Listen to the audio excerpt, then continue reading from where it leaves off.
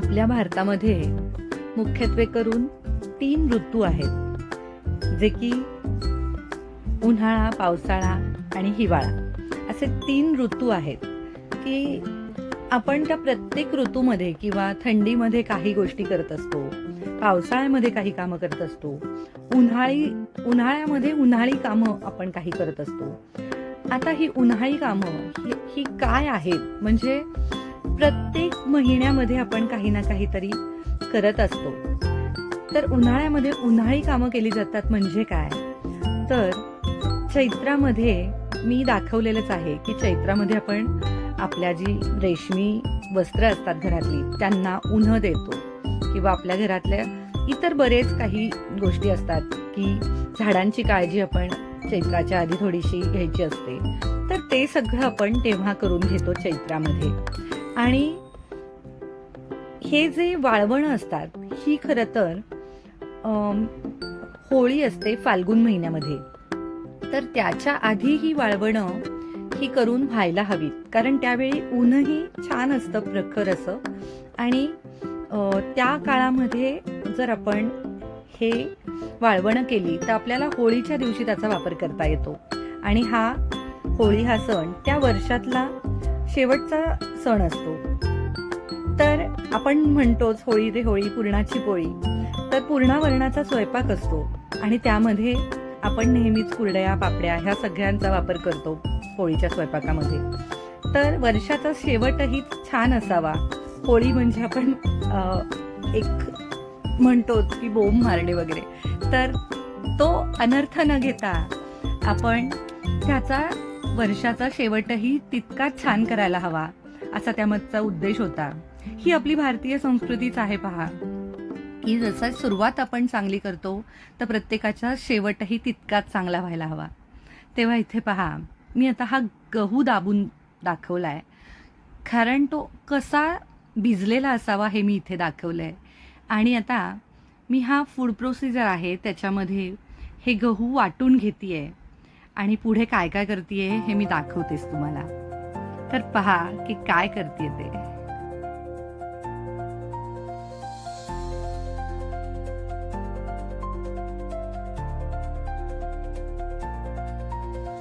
श्री हरिहर ओम श्री सांब सदाशिव नमस्तु शुभम भवतु. सर्वांना माझा प्रेमपूर्व नमस्कार. आराध्य कृपेने कलेच्या विश्वामध्ये आपल्या या artisan vision of life canvas परिवारामध्ये मी कलासाधक तुम्हा सर्वांचे मनापासून खूप खूप स्वागत करते. आणि एकच बोलावंसं वाटतं, जगा वेगळं व्हायचं असेल तर जगा वेगळं. आता पहा, हे जे गहू आहेत ते मी फूड प्रोसिजरवरती वाटून घेतेय. आता ज्यांच्याकडे फूड प्रोसेसर नसेल त्यांनी मिक्सरच्या मोठ्या भांड्यामध्ये सुद्धा केलं तरी चालेल. आणि आपल्याला गहू वाटताना त्याची अगदी फाईन पेस्ट करायची नाही आहे, त्या गव्हाला फुटला गेला पाहिजे अशा पद्धतीने आपण तो वाटायला हवा. कारण काय होईल की म्हणजे ही अगदी टिप म्हणून तुम्ही लक्षात ठेवू शकता की जर त्याची पेस्ट झाली तर वरच्या गव्हाची जी साल असते त्याची तांब आपण म्हणतो ती त्या चिकामध्ये उतरून आपल्या कुरडयांचा रंग थोडासा लालसर वगैरे होऊ शकतो. तर तेव्हा तो खूप असा वाटला गेला नाही पाहिजे, तो फुटला गेला पाहिजे गहू. आणि इथे ही पहा, गहू चाळण्याची जी चाळण असते ना, त्यामध्ये मी आधी गहू पहिल्यांदा जेव्हा आपण मिक्सरला लावतो तेव्हा पहिल्या वेळी गहू चाळण्याच्या चाळणीने मी इथे ते गाळून घेतेय. आणि हे पहा, आता संपूर्ण गहू वाटून झाल्यानंतर ते मी एका भांड्यामध्ये सगळं त्याचं जो आपण म्हणजे मिक्सरला लावल्यानंतर चीक एका बाजूला काढला आणि त्याचा जो चोथा म्हणू शकतो आपण तो एका बाजूला काढला होता. पण अजूनही तो चोथा झालेला नाही आहे, आपल्याला ते अजून 1-2 वेळा त्यामधून चीक निघू शकतो. तर तो पुन्हा मी आता फूड प्रोसेसरमध्ये घालून ते पुन्हा फिरवून घेतलं आहे, थोडं पाणी घातलं आहे त्याच्यामध्ये आणि पुन्हा मी ते त्या मिक्सरमध्ये पुन्हा वाटून घेतलं आहे. म्हणजे असं आपल्याला 2, 3, 4 वेळा आपल्याला जोपर्यंत असं वाटत नाही आहे की त्यातनं पूर्ण चीक निघाला आहे तोपर्यंत आपल्याला ही प्रोसेस करायची आहे. आणि इथे जे मी करते आहे ना, ही दुसरी वेळ आहे. म्हणजे आपली जी पीठ चाळण्याची जी चाळण असते ना, त्याने आता मी तो संपूर्ण चीक आता मी पुन्हा त्या चाळणीने गाळून घेते आहे. आणि तो दुसऱ्यांदा चाळून झाल्यानंतर आता पहा, हा जो चोथा आहे तो हाताने आपण पाणी घालून घालून थोडासा चुरून घ्यायचा हातानेच आणि घट्ट असा हाताने पिळून घ्यायचा आणि त्यातून जो चीक निघेल तो आपल्याला पुन्हा काढून घ्यायचा आहे. असं आपल्याला 3 ते 4 वेळा आपल्याला पूर्ण हा चीक काढून घ्यायचा आहे. आणि तो पहिल्यांदा चाळताना गव्हाची आपण चाळण, जी गहू चाळण्याची चाळण असते त्याने चाळून घ्यायचा आहे किंवा वड्या उकडायची आपण म्हणतो ती. त्यानंतर दुसऱ्यांदा चाळताना आपल्याला गव्हाच्या पिठाच्या चाळणीने चाळून घ्यायचंय आणि त्यानंतर संपूर्ण चोथा हा आपल्याला पाणी घालून घालून हाताने दाबून दाबून असा पूर्ण त्यातला चीक काढून घ्यायचा आहे. आणि पहा, आता ह्यामध्ये काहीही राहिलेलं नाहीये, हे बघा. आणि तो गव्हाचं अगदी पेस्ट झालेली नाहीये. म्हणजे मी कितीही वेळा त्याला मिक्सरला लावलं तरी सुद्धा आपण थोडंसं चालू बंद करून ते पाहायचं की त्याची खूप अगदी पेस्ट होता कामा नये. आणि आता पहा, हा शेवट गाळून घेताना मी वस्त्र गाळ करून घेतेय. एखादं मलमलचं म्हणा किंवा एखादं कॉटनचं जर तुमच्याकडे कापड असेल तर ते एखाद्या भांड्याला बांधून घ्यायचं आणि हळू अगदी धार सोडायची चिकाची आणि ती पूर्ण चीक जो आहे तो संपूर्ण असा वस्त्रगाळ करून घ्यायचा आपल्याला. कारण जे गव्हाचं थोडं का होईना त्यामध्ये जाणारच, कारण आपण ते मिक्सरला लावलंय आणि कसंही वाटलं तरी थोडंफार जाऊ शकतं. त्यामुळे हे पहा, इथे संपूर्ण असं हे बाजूला गव्हाचं. आता ह्याचेही काही जण पदार्थ बनवतात, पण आमच्या इथे काही ते खाल्ले जात नाहीत. त्यामुळे मी हे आता आजूबाजूला काही गायी वगैरे असतील किंवा असं काही असेल तर ते मी देऊन टाकणार आहे. आणि आता हे सगळं रात्रीतनं साफ करून घेते, कारण ह्या चिकाचं भयंकर सगळा म्हणजे बरीचशी इकडे तिकडे सांडासांड होते थोडी का होईना, आपण नाही किती म्हटलं तरी. आणि हा पूर्ण बघा चीक इतका माझा एक डबा आहे हा, आणि तो डबा भरून असा हा अगदी एक बोटभर वरती राहिला आहे. भरपूर पाणी घालून अगदी तो चीक काढून घ्यायचा, कारण तो दुसऱ्या दिवशी संपूर्ण पाणी वर येणार आहे आणि चीक संपूर्ण खाली बसणार आहे. त्यामुळे त्याची फार काळजी करायची नाही. आणि आता हा थोडा मी स्वच्छ करून घेते डबा. आणि आता हा आपल्याला रात्री डबा ठेवताना अशा ठिकाणी ठेवायचा आहे की आता आपल्याला त्याला पुन्हा हलवायचं नाही आहे, त्याला अजिबात हात लावायचं नाही आहे. हे पहा, आणि हा आहे आता दुसरा दिवस. आता आपल्याला काय करायचं आहे तर हा संपूर्ण चीक हा वेळून घ्यायचा आहे. वेळून घ्यायचा आहे म्हणजे त्याचं पाणी आणि चीक हे वेगळं करायचं आहे. तर इथे पहा, मी एक मोठं भांडं घेतलं आहे आणि त्याच्यामध्ये वरचं असं पाणी तिथेच वेळून घेते आहे. लक्षात ठेवा की आपण हे चीक वेळताना किंवा पाणी ओतून घेताना तो डबा आपण हलवायचा नाही आहे की आता बेसिनच्या इथे नेऊन ते आपण ओतायचं, असं नाही करायचं.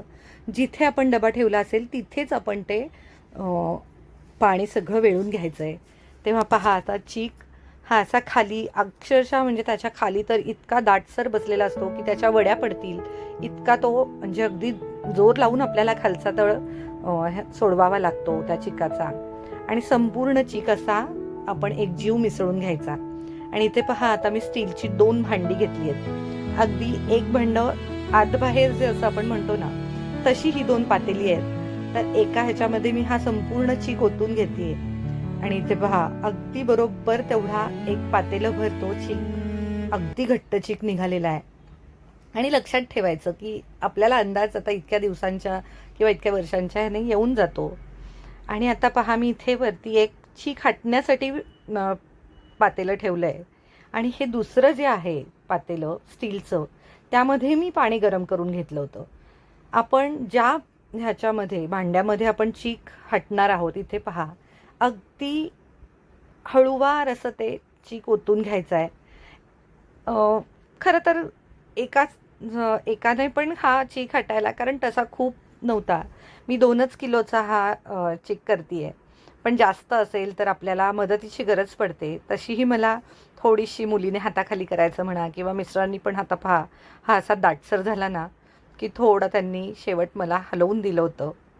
तर ही अशी थोडी मदत लागते आपल्याला. आणि चीक झाला आहे हे ओळखायचं कसं? तर पहा, आधी असा पांढरा चीक दिसतो आणि जसा जसा तो म्हणजे शिजायला लागतो चीक, तसा तसा त्याचा रंग बदलतो. म्हणजे तो असा पारदर्शी व्हायला लागतो आणि त्याला एक वेगळीच चकाकी येते पहा. असा सुंदर, एकही अजिबात त्यामध्ये गाठ-गुठळी झालेली नाही आहे. एकसारखा चीक ओतत राहायचं. अगदी, अगदी म्हणजे अगदी काही जणं खूपच बारीक धार सोडतात, तर तसंही करायचं नाही आणि अगदी खूप पटकन ओतायचं असंही करायचं नाही. आता इथे पहा, सोऱ्याच्या माझ्याकडे 4 अशा त्या चकत्या आहेत. म्हणजे शेवेची चकती आपण जी म्हणतो ना, तर त्यातली एक 0 नंबरची आहे. 1 नंबर, 2 नंबर आणि 3 अशा 4 चकत्या आहेत माझ्याकडे. तर मी जे घेतली आहे ती 0 नंबरची न घेता 1 नंबरची जी चकती आहे ना, ती घेतली आहे. आणि चकतीला पण बघा 2 बाजू असतात. एक बाजू अगदी गुळगुळीत असते आणि दुसरीला थोडासा असा खरबडीतपणा असतो. तर आपल्याला जी गुळगुळीत बाजू असते ती आतल्या बाजूला आपल्याला सोऱ्याच्या गेली पाहिजे, हे लक्षात ठेवायचं आहे. काही गोष्टी आपण लक्षात ठेवल्या तर आपली कामं खूप सुरळीत होतात. आणि आता इथे पहा, हे असं मी म्हणजे म्हटलं ना, की आपल्याला अगदी पीठ घट्ट खूप नाही व्हायला पाहिजे, खूप पातळ नसायला हवं. हे पहा, आणि असा छान सोऱ्या भरून घ्यायचा. जर तुम्हाला हाताला भाजत असेल तर तुम्ही एखादं नॅपकिन म्हणा किंवा आपण मायक्रोवेव्हसाठी जे हाताला ग्लोव्ज घालतो ते घातले हातामध्ये तरी चालतील. आणि असा छान सोऱ्या भरून घ्यायचा. आणि आता इथे देवाचं नाव घेते आणि छान अशी सुरुवात करते पहा. आणि खरोखरच खूप सुरेख अशी ही शेवयाची इतकी पातळ छान झाली आहे ना. आणि मी 2 चकत्या ठेवल्या होत्या, की समजा नंतरून शेवट जर घट्ट झालं चीक, तर थोडीशी 1 नंबरची जी आपण घातली आहे त्याऐवजी 2 नंबरची घालूयात असा मी विचार केला होता. पण खरं तर शेवटपर्यंत ह्याच चकतीने माझ्या सख्या झाल्या, कारण एकही गुठळी झालेली नव्हती. इतका व्यवस्थित चिकटला गेलेला होता. आणि तो गरम गरम असताना थोडंसं आपल्याला इथे गडबडीने काम करावं. गडबडीने म्हणजे गडबड गोंधळीने असं नाही, तर थोडंसं आपल्याला हात आपला वेगाने हलवायचा असतो अशा कामांमध्ये, की जेणेकरून तो चीक थंड न व्हायला नाही पाहिजे. आणि कोणी मदतीला असेल तर उत्तमच आहे म्हणजे. तर हा पहा, असा थोडासा आहे ना, एखाद्या चमच्याच्या दांड्याने वगैरे थोडासा आतमध्ये सरकवून असा चांगलं घट्ट भरून घ्यायचं, म्हणजे हवा त्यामध्ये राहता कामा नये. चांगला व्यवस्थित असा हा चीक भरून घ्यायचा. पाण्याचं भांडं आपल्याजवळ कायम ठेवायचं. लक्षात ठेवा, हे चीक अत्यंत गरम असतो. चुकून जर आपल्या कुठे अंगावरती पडला, हातावर पडला चुकून, तर लगेच पाण्यामध्ये आपण तो म्हणजे आपल्याला पुसून घेता यायला हवा किंवा पाण्यात आपल्याला हात घालता यायला हवा. आणि हे काम करताना सुद्धा थोडासा पाण्याचा हात लावून लावून आपण ते भरावं लागतं. तर त्यासाठी एक पाण्याचं भांडं हे आपल्याजवळ असायलाच हवं. ह्या सगळ्याची तयारी करूनच बसायचं, म्हणजे आपल्याला अजिबात कोणाला त्रास पण द्यावा लागत नाही, की हे करा ते करा. आणि शक्यतो एक जण भरायला असेल ना, तर खरंच खूप काम सोपं होतं. तर इथे पहा, आता इतक्या छान ह्या म्हणजे ही शेवेची जी चकती आहे ना, त्यानेच मी इतक्या छान अशा ह्या पडतायत. पूर्वीच्या बायका म्हणजे आपण तरी 2 किलोच्या करतो. पूर्वी 5-5, 10-10 किलोच्या केला जायचा. आणि हे सगळे पदार्थ केले जायचे किंवा जे काही कामं होती ती अगदी खूप मोठ्या क्वांटिटीमध्ये असायची असं मला म्हणावं लागेल. पण आता हे इतकंसं करताना किती धावपळ होतीये आणि त्यासाठी जागाही तशी प्रशस्त हवी खरं तर ह्या गोष्टींसाठी. पण नाही आहे म्हणून असं होतच नाही असं नाही आहे. हे पहा, मी इथे घरातच केलेल्या आहेत या कुरडया. आणि आता ह्या थोड्याशा वाळल्या ना, ओलसर असतानाच थोड्याशा उलटून घ्यायच्या आणि दोन्ही बाजूंनी तो दिवस ती रात्र वाळल्या अगदी फॅनच्या खाली वाळू द्यायच्या आणि दुसऱ्या दिवशी त्या ताटामध्ये भरायच्या आणि उन्हामध्ये नेऊन ठेवायच्या. अगदी छान 2-3 दिवस उन्हात वाळवल्या की ह्या कुरडया तुम्ही 1-2 वर्ष म्हटलात तरीही काही होत नाही. आणि मी खाली कॉटनचं कापड वापरलं आहे, जेणेकरून काय होतं ना, की तेल पाणी जे आपण प्लास्टिकवर लावलं जातं किंवा प्लास्टिकवर गरम गरमसुद्धा काही गोष्टी करू नयेत आपण म्हणतो. तर थोडासा आपण धुताना त्रास होतो आपल्याला कॉटनचं कापड, पण काही नाही, पाण्यामध्ये भिजत घातलं व्यवस्थित आणि थोडंसं विसळून घेतलं, तर तेही काही असं फार त्रास होतो असं नाही. आणि शेवट राहिल्यानंतर पहा ते सोऱ्यातून राहतं थोडंसं. तर ते पूर्ण काढून घेतलं आणि असे आपण सांडगे जसे घालतो ना, तसे मी हातानेच असे आता ते सांडगे घालून घेतलेत. अजिबात काही वाया जात नाही, घालवायचंही नाही आणि सगळ्या गोष्टी ह्या होतात. फक्त त्याला थोडंसं नियोजन, थोडासा आपल्याला त्याचा आनंद घेऊन करता यायला हवं. आपल्याला त्याची आवड असायला हवी. आणि इथे पहा मी जे म्हटलं ना, की अशी थोडीशी ओलसर असताना ती उलटवून घ्यायची म्हणजे ते खाली चिकटत नाही. अशी छान. आणि थोडंसं एखाद 2 दाणे खाली जर का राहिले त्यात म्हणजे त्याची जी रेष असते ती, तर ती उचलून त्याच्यावरच टाकली तरी काहीही असा त्याला फार आकार बदलत नाही. आणि अशा छान मी सगळ्या थोडा पाण्याचा हात लावायचा, बाजूबाजूने थोडं सोडवून घेऊन छानपैकी उलटवून घ्यायचं. अशा संपूर्ण कुरडया ह्या मी उलटवून घेतल्या आहेत. आणि हा असा म्हणजे मला असं वाटतं, की काही गोष्टी होत नाहीत असं होऊ शकत नाही. आपण करूच शकतो. आणि आता कसं आहे आपल्याकडे मॅनपॉवर आपण जी म्हणतो, की आपली म्हणजे काय ही कमी पडते नाही का? तर तेव्हा थोडासा अशा ज्या गोष्टींचा वापर म्हणजे फूड प्रोसेसर वगैरे ह्यांचा जर आपण वापर केला तर आपली कामं थोडीशी सोयीस्कर होतात किंवा सोपी जातात, सोपस्कर होतात. आणि हा होता रविवार, त्यामुळे आता पहा इथे संध्याकाळीचं म्हणजे रात्रीचं जे जेवण होतं ते करायला घेतलं होतं. थोडा दुपारनंतर मी हे आता असं मॅरिनेट करून ठेवणार आहेत फिश. इथे पॉम्पलेट्स आहेत, तर त्यामध्ये थोडी कोकमाचं आगळ घातलेलं आहे, थोडंसं मीठ आणि आलं लसूण पेस्ट, हिरव्या मिरचीची अगदी 1-2 हिरवी मिरची, 2 पण लागत नाही खरं तर, एखादीच हिरवी मिरची बास होते. आणि थोडीशी कोथिंबीर आणि त्यामध्ये थोडीशी काश्मीरी मिरची पावडर घातली आहे मी. इथे तिखट मिरची पावडर वापरलेली नाही आहे, उन्हाळ्याचे दिवस आहेत त्यामुळे. आणि हे फ्रीजमध्ये 2-3 तास ठेवूनच द्यायचं. आणि आता हे करतानाचं मी तुम्हाला दाखवते आहे, की थोडासा रवा आणि थोडं तांदळाचं पीठ असं घेऊन त्यामध्ये मीठ घालून घ्यायचं. थोडंसं परत इथे मिरची पावडर घालायची आहे. आपण आधी पण मिरची पावडर घातलेली आहे, त्यामुळे वरच्या जे आपलं कोटिंग येणार आहे त्यापुरतंच आपल्याला थोडंसं त्यामध्ये मिरची पावडर आणि मीठ घालायचं आहे. आणि ह्या दोन्हीचा अंदाज आपल्याला म्हणजे मॅरिनेट करताना फिशसुद्धा आपल्याला तो लक्षात ठेवायचं आहे, की आपल्याला वरच्या ह्याला पण घालायचं आहे म्हणून. तेव्हा दोन्हीचं असं व्यवस्थित. आणि इथे आता पहा हे मी तेल घेतलं आहे अगदी कमी तेलामध्ये, म्हणजे ते पळी पण नाही आहेत, अगदी उथळ चमचा आहे, त्याने 1 चमचाभर मी तेल घालून घेतलं आहे. आणि पूर्ण तवाभर तेवढ्याच 1 चमचामध्ये आणि थोडंसं नंतरून मी वरतून मधल्या भागामध्ये थोडं कमी झालं होतं म्हणून घातलं होतं. म्हणजे अगदी कमी तेलामध्ये हे फिश फ्राय होतात. आपण हे अवनमध्ये सुद्धा करू शकतो किंवा ज्यांच्याकडे म्हणजे हे करणं खूपच सोपं आहे खरं तर. आणि आनंदाने केलं तर आपण सगळ्याचाच आनंद घेऊ शकतो. म्हणजे रविवार आहे, संडे आहे, तर तो वाया जाणारे आपली इतर कामं आहेत उन्हाळ्याची केली म्हणून असं काही होत नाही. थोडंसं नियोजन केलं आणि तर ह्या सगळ्या गोष्टी अगदी व्यवस्थित होतात.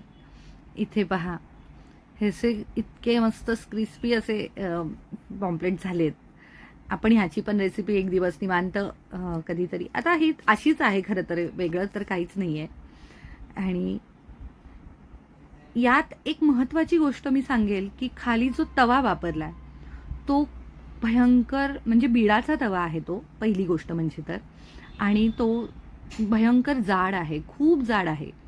कधीही आपल्याला काही गोष्टी जर फ्राय करायच्या असतील तर ही लोखंडाची वस्तू वापरणं आणि त्याच्यामध्ये जाड असणं हे खूप महत्त्वाचं आहे. त्याच्यामुळे जो त्याला क्रिस्पीनेस येतो ना, तो मात्र आपण कुठेच साधू शकत नाही. मला असं वाटतं की नॉनस्टिक वगैरे ठीकच आहे, म्हणजे त्यात होईल, पण आता तेही वापरू नये. पण म्हणजे बिडाचा आणि तो सुद्धा जाड असेल ना, किंवा लोखंडाचा आणि तो जाड, तर खरोखरच पदार्थ खूपच छान होतात. आणि इथे पहा हे असे मस्त माझे पॉम्पलेट तयार झालेत. सकाळचं आजचा दिवस खरोखरच मी म्हणेल की चांगला होता. कारण काही वेळेला कितीही आपण केलं ना तरी काही पदार्थ फसू शकतात. आणि इथे पहा ही प्रॉन्सची रस्सा भाजी केलेली आहे. तर असा हा आजचा रविवारचा दिवस होता. आणि हा म्हणजे 12 तारीख होती या दिवशी. आता पहा मी जे गहू भिजत घातले होते ते बुधवारी 8 तारखेला घातले होते आणि 8, 9, 10 आणि 11 म्हणजे शनिवारी त्या दिवशी ते गहू वाटले होते आणि 12 तारखेला रविवारी मी कुरडया केल्या होत्या. आता हे जे मी दाखवते आहे हे आहे बाजरीचं. आता इथे मी संपूर्ण प्रोसेस दाखवलेली नाही कारण अगदी गव्हासारखंच आपल्याला तेही हेही करायचं आहे की मिक्सरला वाटायचं आणि 2 चाळणीमध्ये म्हणजे आधी गव्हाच्या चाळणीने नंतर आपल्या गव्हाच्या पिठाच्या चाळणीने आणि त्यानंतर वस्त्रगाळ करायचं. आता इथे एकच नियम आहे किंवा आपण म्हणू शकतो की गहू भिजत घालताना आपल्याला 3 ते 5 दिवस घालायचे असतात आणि बाजरी भिजत घालताना आपल्याला 5 ते 7 दिवस भिजत घालायची असते. आणि गव्हाला आपल्याला सडावं लागत नाही पण आपल्याला बाजरीला मात्र सडावं लागतं. तर आपण हे आता मी ह्यामध्ये मला खरं तर म्हणजे हे वाटलंच नव्हतं की आपण हा व्हिडिओ करावा पण मनात आलं आणि करायला सुरुवात केली असं झालं. पण मग मी ते भिजवलेलं वगैरे काही शूट केलं नव्हतं. आता इथे पहा हा जो आहे हा अक्षयतृतीयेचा दिवस आहे आणि इथे संध्याकाळचं हे मी आता नैवेद्य करते आहे कारण सकाळी थोडंसं मी बाहेर गेले होते. एका ठिकाणी मला जायचं होतं आणि त्या सकाळी मी शिऱ्याचा नैवेद्य केला होता गोडाचा आणि संध्याकाळी मात्र मी घरी असा स्वयंपाक केला होता.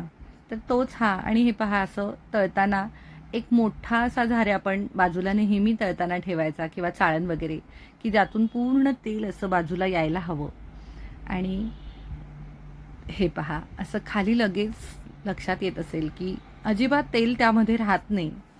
आणि इथे संपूर्ण आता मी म्हणजे कोथिंबिरीची वडी, अळूची वडी आहे, वरण भात आहे, त्यानंतर पोळ्या केल्या. पोळ्या म्हणजे आपल्या गव्हाच्या पिठाच्या साध्या चपात्या जे आपण म्हणतो त्या केलेल्या आहेत. आणि त्यानंतर आमच्या इथे काही पुरणपोळी करण्याची ह्या दिवशी पद्धत नाही आहे. आमरस केला जातो. तर तो आमरस असा हा बेत होता अक्षयतृतीयेचा. आणि ह्या दिवशी मी बाजरी वाटून घेतलेली आहे. आता बाजरी मी बुधवारी 15 तारखेला भिजत घातली होती आणि रविवारी मी ती वाटली आहे. आणि आता 20 तारखेला सोमवारी त्याचे मी बाजरीचे खारवडे करणार आहे. तर ही अशी सगळी ही जी आपली प्रोसेस आहे ही थोडीशी आपण उन्हाळ्यामध्ये काही गोष्टी लवकर भिजल्या जातात. तेच थंडी असेल तर त्याला थोडा वेळ लागू शकतो. तर ह्याचा अंदाज घ्यायचा की आणि जेव्हा आपण भिजत घालतो ना, इथे पहा आमरसही केलेला आहे नैवेद्यासाठी. तर ह्या सगळ्या गोष्टी आपण थोडंसं आपल्या नियोजनाने सगळ्या व्यवस्थित करू शकतो. आता इथे पहा जसं मी आधी 2 पातेली घेतली होती तशीच एक पाण्याचं गरम उकळतं पाणी घेतलेलं आहे आणि दुसरं चिकाचं आहे, बाजरीचा चीक आहे तो. आणि पातेल्यामध्ये आता हे ओतून घेते. काय होतं ना की आपण त्याच पातेल्यात जर आपण पाणी म्हणजे उकळायला घेतलं तर जर वाफ होऊन ते कमी झालं उकळी येऊन तर आपल्या लक्षात येत नाही. तेच जर आपण ऐन वेळी ओतलं तर आपल्या लक्षात येतं की बरोबर एवढं प्रमाण आहे. आता इथे पहा सकाळी नाश्त्याची वेळ होती त्यामुळे आधी पोहे करून घेतले. आम्ही 4 जण आहोत. तर थोडासा मध्ये एक ब्रेक घेतला नाश्त्यासाठी आणि इथे छान असे पोहे करून घेतलेत. वाटाण्याचे दाणे घालून थोडा लिंबू घालायचं त्यामध्ये समस्त पोहे करून घेतले. पोटामध्ये भर असली ना, ती नेहमीच म्हणते की कामाला कसा हुरूपच येतो. आणि आपणही काम छान आपलंही होतं आणि घरातल्यांनाही पण, मुलांना वगैरे पण त्याचं टेन्शन नाही की आता काही खाल्लेलं नाही आहे बाबा, आपल्याला पण त्याचं टेन्शन नाही. तर हे पहा, फार काही नाही, आता ह्यावेळी पोहेच गेलेत. आता पोह्यांचं पण बघा, काही जण खूप शेंगदाणे मला आवडतात, काही जणांना कमी आवडतात, तर ते वरून घातलेत. आणि इथे हे आता चीक पुन्हा हलवून घेतला आणि हे पहा, असं व्यवस्थित एकसारखी धार जर सोडली ना त्यामध्ये, तर अजिबात तो चीक म्हणजे गुठळी वगैरे होत नाही. फक्त काय होतं ना, खूप बारीक धार सोडली तर जो आधीचा चीक ओतलाय तो घट्ट व्हायला लागतो आणि शेवट जो आपण ओतणार असतो तो पातळच राहतो. मग शिजताना त्रास होतो. त्यापेक्षा एकसारखी अगदी धार सोडली ना की व्यवस्थित तो चीक शिजतो. आणि चीक शिजताना काही जण वरी म्हणजे रवी जी असते ना त्याने हाटतात, किंवा त्याचा गोल असा रवी असते त्यासाठी स्पेशल अशी ती घेतात, किंवा तर मला हे ना लाकडाचा चमचा आहे आणि त्याचा गोल दांडा आहे, तर मला हे जास्त सोयीस्कर वाटतं. कारण बघा, मी आता तो चमचा जर असा बाजूला धरून आपण फक्त गोल फिरवला ना त्याचा दांडा, तर तो स्वच्छ होऊन जातो. म्हणजे त्याला फार काही ओढाताण करावी लागत नाही.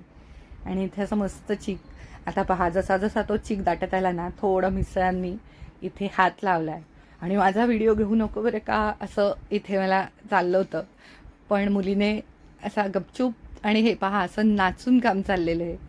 आता हा आनंद आपल्याला ह्या जर गोष्टी केल्या नाहीत तर कशा मिळतील? आणि ह्याच आपल्या आठवणी आहेत ज्या आपल्याला साठवायच्या आहेत. मी नेहमी म्हणते की आठवणी ह्या साठवण्याची गोष्ट आहे. तर हे असं.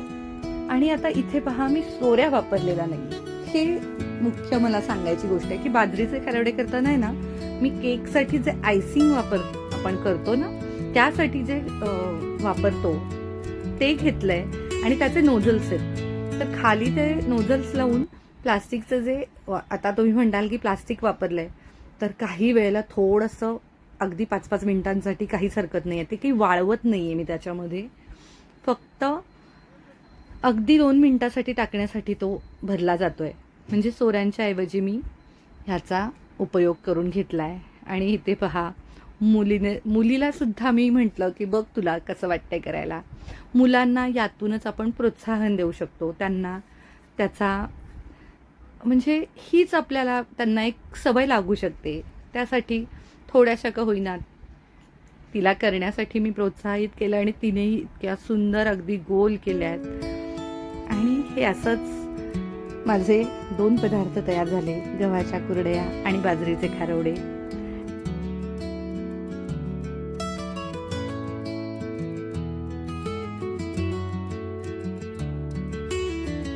तेव्हा पहा, स्वयंपाक ही सुद्धा एक कलाच आहे. आपण ह्याला म्हणतोच पाककला. तर मला असं वाटतं की मुळातच स्त्रीच्या अंगी ही पाककला असतेच किंवा आहेच.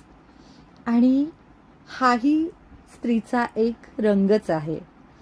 तेव्हा ह्या अशा सुरेख रंगासह मी आजच्या या ब्लॉगची सांगता करते आहे. मी खूप आतुर आहे तुम्हाला पुन्हा पुढील भागामध्ये भेटण्यासाठी. कलेच्या या artisan vision of life canvas या चॅनलवर सप्तरंगांची उधळण करण्यासाठी पुन्हा भेटूयात पुढील भागामध्ये, आपल्या जीवनाच्या कॅनव्हासवर प्रेमपूर्वक नवे रंग भरण्यासाठी. तोपर्यंत तुमच्याही आयुष्याच्या कॅनव्हासवर आपापल्या आराध्यांची कृपादृष्टी होत राहून सुरेख रंगांची उधळण होत राहो अशी मी प्रार्थना करते. हा माझा प्रयत्न तुम्हाला कसा वाटतोय? हा माझा प्रयत्न तुम्हाला आवडला का? हे मला प्रतिक्रियेमध्ये नक्की सांगा. आणि वेगवेगळे भाग पाहण्यासाठी, वेगवेगळे विषय पाहण्यासाठी ही माझी यूट्यूब वाहिनी अर्थात या artisan vision of life canvas या वाहिनीला हिला पसंती द्या, तिचा प्रसार करा आणि तिचं सभासद व्हा. अर्थात लाईक, शेअर आणि सबस्क्राईब करा. आणि बेल आयकॉनवर क्लिक करायला अजिबात विसरू नका, म्हणजे नवीन भाग आला की तुम्हाला लगेच मिळेल. पुन्हा भेटूयात पुढच्या नवीन भागामध्ये अजून एका सुंदर अशा वेगळ्या रंगांची उधळण करण्यासाठी. तोपर्यंत सर्वांनी आपापल्या आयुष्यातही सुरेख रंग भरत रहा. धन्यवाद.